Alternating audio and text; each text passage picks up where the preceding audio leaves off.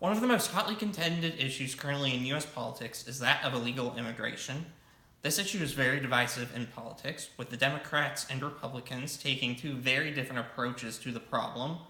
The former believes that illegal immigrants should receive amnesty and that we should continue to allow them to enter the country, while the latter believes that we should increase our border security and deport illegal immigrants currently residing in the country.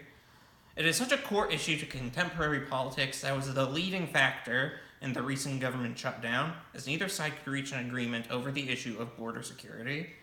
One of the main issues of the debate over illegal immigration is its impact on American agriculture.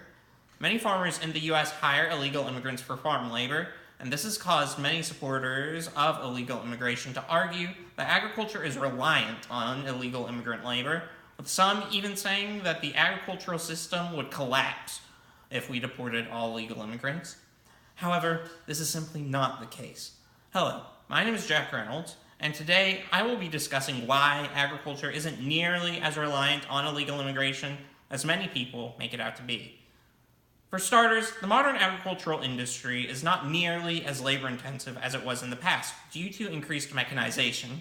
Now, several jobs that were once done by hand, from threshing wheat to milking cattle, are done by machines, meaning that illegal aliens are simply not required to do these jobs. Of course, however, there are some exceptions to this, with the primary ones being fruit and nut farming. These crops are much more difficult for machines to pick, requiring a delicate touch to make sure the crop isn't ruined, and the fruit's ripeness must be judged. However, even in these fields, statistics show that illegal immigrant labor is not necessary.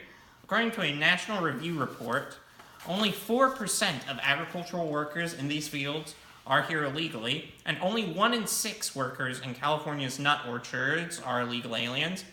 While this would certainly be inconvenient for these orchards, as this is far from a minor percentage, it's far from enough to cripple them, with the remaining employees likely only needing to work a few extra hours each day to compensate for the loss of illegal agricultural workers. In addition to this, with the fast rate technology is growing at, it is not inconceivable to think of a machine emerging relatively soon that can more easily pick these crops, which would render the need for illegal aliens in these fields null and void. Indeed, there are already fruit-picking robots which are being made, which could do for fruit what the tractor did for grain. Aside from mechanization, there are also still many American citizens who can work jobs currently filled by illegal aliens. Of course, many people argue that citizens are simply not willing to do these jobs, but this doesn't add up. After all, currently 3/4 of agricultural jobs are filled by Americans. Considering that there are still millions of Americans who are unemployed, many would likely be willing to be paid to do farm work. The main issue holding citizens back from agriculture is that of wages. As many illegal aliens are willing to work for much lower wages, this lowers wages for any citizens who want to work in similar fields as well. Indeed, wages would likely increase for farm workers if immigration laws were enforced more strictly. However, while many farmers may be reluctant to increase their workers' wages, there is no evidence to suggest that this would significantly harm their businesses. A 2011 study from the Federation for American Immigration Reform, or FAIR, found that the agriculture industry is one of the most profitable economic sectors in the US, and that farmers could easily afford to pay their workers 20 to 30% more while not significantly cutting into profits, continuing to be profitable even with higher labor costs.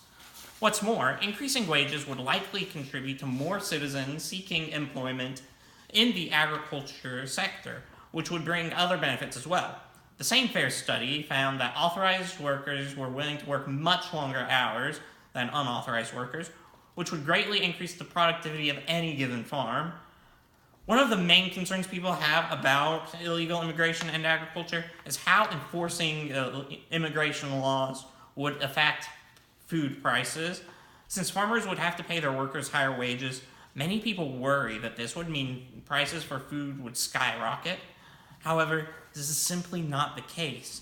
This is because labor costs form a relatively small part of food prices, amounting to about 7% for more labor-intensive crops, such as fruits and nuts, and much less for other products. Many foods, such as meats and grains, would likely be impacted very little, if at all, due to the mechanization of those fields of agriculture.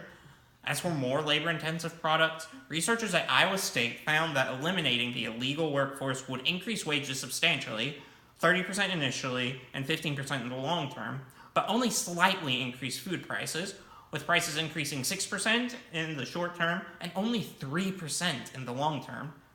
Further research found that only 5 to 6 cents of every dollar spent on produce is due to labor costs, and that this would only increase to 7 to 9 cents per dollar were the illegal workforce eliminated, amounting to a grand total of an extra $9 to buy produce over the course of a year for the average household. This number is especially small when considering that illegal immigration costs the U.S. anywhere from $115 to $140 billion annually. It should be clear by now that agriculture does not rely on illegal immigration nearly as much as many political activists make it out to be, as machines and American citizens can easily do the jobs illegal migrant workers currently perform. This simply adds to the many legal, economic, and national security reasons to oppose illegal immigration, as it shows that the idea that American agriculture would collapse without illegal aliens to support it is completely unfounded. With these myths about illegal immigration and agriculture dispelled, it's time for our politicians to begin taking action against these illegal activities which threaten our national security.